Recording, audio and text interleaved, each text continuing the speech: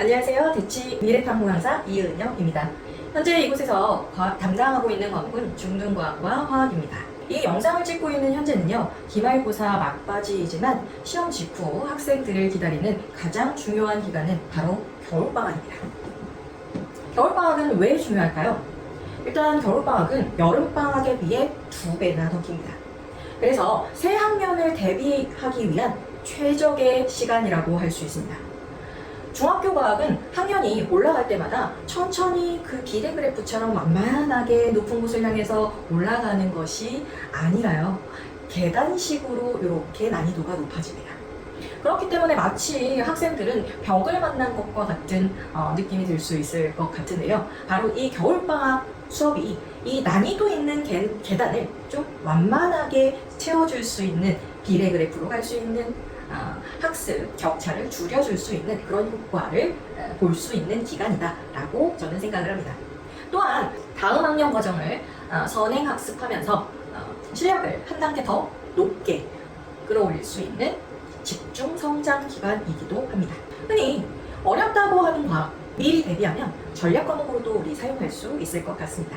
그런데 우리 학생들 과학을 왜 어려워할까요? 제가 한 3가지 정도를 갖다 좀 줄여서 얘기를 해보려고 하는데요. 일단 첫 번째는 과학이라고 하는 과목은 한 과목인데 그 안에 포함되어 있는 건 아시다시피 여러분들 4과목이 포함되어 있습니다. 물리, 화학, 생물, 지구과학, 이렇게 총 각각 다른 특징을 가진 이 4과목이 결합되어 있기 때문에 어떤 부분은 좀 어려울 수 있고 어떤 부분은 좀 가볍게 들을 수 있는 여러 가지들이 이렇게 총집합되어 있다 보니까 좀 어떻게 보면 학생들이 난해하다라고 생각을 할 수도 있을 것 같습니다.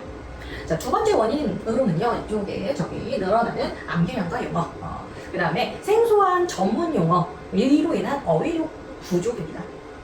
요즘 학생들 어휘력에 대해서 많이 좀 부족하다라고 뉴스에서도 나오고 있고 인터넷, 기타 여러 가지를 통해서 문제가 대두되고 있는데요. 단어 자체의 의미를 생각하지 않고 그대로 그냥 단어를 외워서 사용하는 경우가 굉장히 많습니다. 이게 나중에 가서는 고학년 심화 과정을 따라잡기 어려울 수도 있거든요. 그래서 이런 단어들을 좀 잡아주는 것이 굉장히 중요한데 이게 좀 부족하다 보니까 과학도 어렵다라고 느끼지 않을까라고 생각을 합니다. 자, 3번째 원인은요, 개념 이해도와 실전 문제 해결력 사이의 격차입니다. 지금 보시면 개념은 알겠지만 그걸 갖다 문제에 적용하지 못하는 학생들 굉장히 많습니다. 이런 학생들 왜 그럴까라고 생각을 해봤는데 다양한 문제의 유형 또는 기출문제 이런 것들을 많이 접해보지 못해서 그런 게 아닐까라는 생각을 합니다.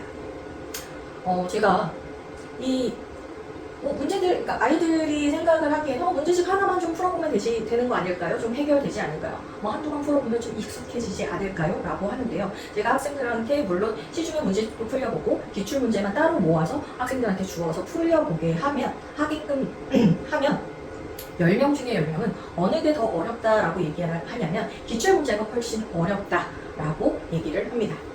그럼 당연히 수업 시간에도 기출문제를 많이 다루어보는 것도 좋겠죠. 이 모든 학습 문제를 보완하기 위해서 저는 기본 용어, 정의, 기출문제, 서술형까지 체계적으로 수업을 진행하고 있습니다. 문제집은 기본이고요. 과제는 기출문제로 나갑니다. 철저한 학습 관리 또한 필수입니다.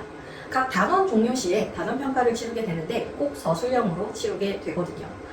왜 굳이 단원평가를 서술형으로 보냐라고 물어보신다면 학교 시험 문제에서도 보면 3문제에서 4문제, 많게는 5문제밖에 등장하지 않는 서술형인데요.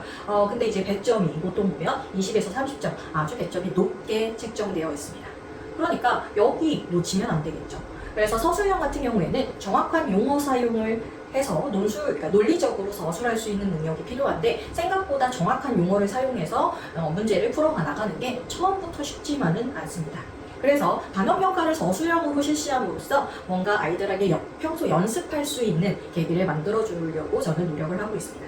만약에 단원평가에 통과하지 못했다, 서술형 단원평가에 통과하지 못했다, 그러면 기출문제 난이도의 재시험을 치르고 있습니다.